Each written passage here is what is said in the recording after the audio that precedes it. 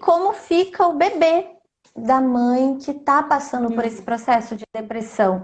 Tem alguma decorrência no desenvolvimento do bebê? Enfim, existem pesquisas com relação a isso? Como é que você vê?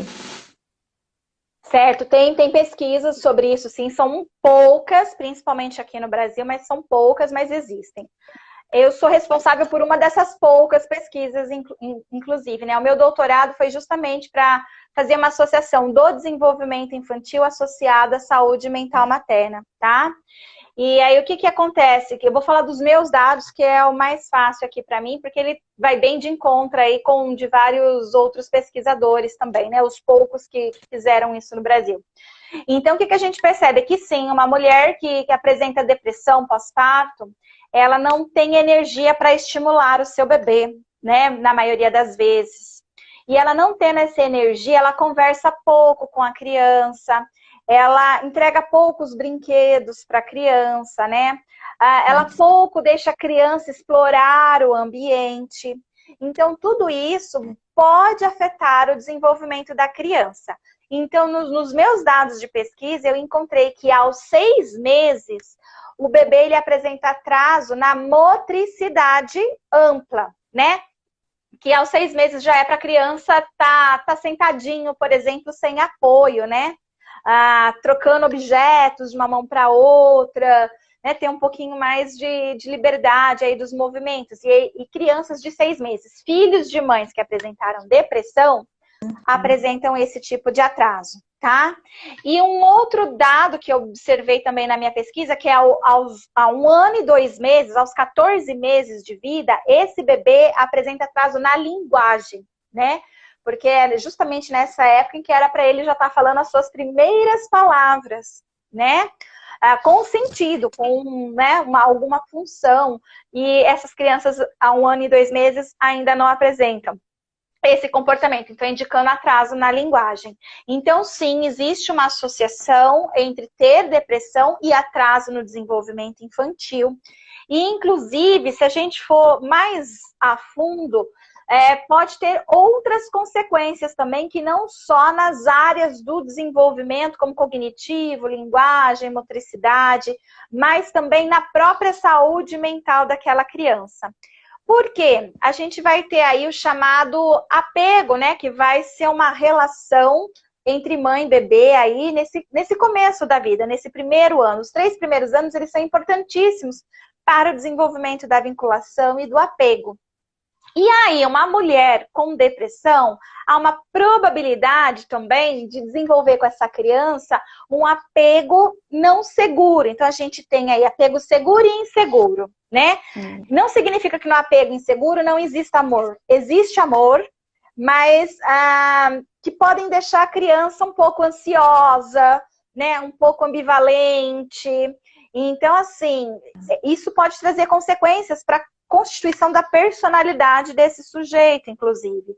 Então, se ele tem aí, nesses primeiros anos de vida, um apego que a gente pode chamar de inseguro com essa mãe, as suas próximas relações com outras pessoas próximas, as suas outras figuras de apego, como professora, como uma namorada, um namorado, marido, né?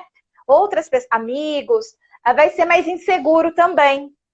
Porque as mensagens que foram sendo enviadas, né, para o desenvolvimento cerebral dessa criança, é de que, olha, fica com cuidado, as pessoas nem sempre são boas, você nem sempre vai receber tudo que você quer, de quem você confia, né? Então, ela sempre pode ficar num estado de alerta, de desconfiança, de amor e ódio, né, pelas demais pessoas ao longo da sua vida, do seu ciclo vital. Né? Então, é importante a gente levar em consideração que, por exemplo, o atraso no desenvolvimento, a gente até consegue contornar quando a gente tem ali um avô, uma avó, um tio, tia, alguém para estimular aquela criança. Então, não necessariamente tem que ser a mãe para desenvolver, né, a estimular aquela criança. Acontece que na nossa sociedade, infelizmente, tudo fica na mão da mãe. Né? Sobrou para ela, né, e o resto lava a mão, fala, o problema é seu, né?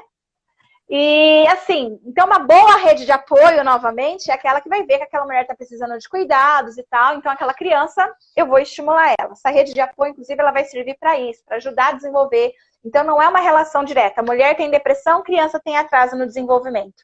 Se essa criança tem a sorte de ter um ambiente aí que outras pessoas vão ajudar a estimular, ela vai se desenvolver normalmente. Mas essa relação de apego com a própria mãe pode trazer aí uma certa angústia, né? Para quem trabalha aí com as questões, por exemplo, de psicanálise, de inconscientes, né? São mensagens que ficam ali registradas, né?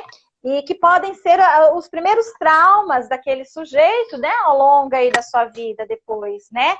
E aí que a gente vai ver os comportamentos da pessoa adulta e aí você descobre que a mãe daquela pessoa teve depressão, e aí aquela criança não foi amamentada. Sabe tudo aquilo que a gente vê, Sei Bom, Sei Mal, de Melanie Klein, a imagem do espelho de Winnicott, né, que a mãe não consegue olhar para a criança, se ver na criança, a criança não consegue se ver na mãe, não consegue internalizar. Então, assim, uma série de coisas aí que a gente pode perceber, né, que vão influenciar na personalidade do sujeito ao longo da sua vida. Então, por isso que é importante a gente ter o que eu foco, né, do psicólogo perinatal, porque ele vai identificar essas questões logo de imediato e ele vai poder trabalhar não só com a mulher, mas também com toda a rede de apoio e inclusive com o bebê, né?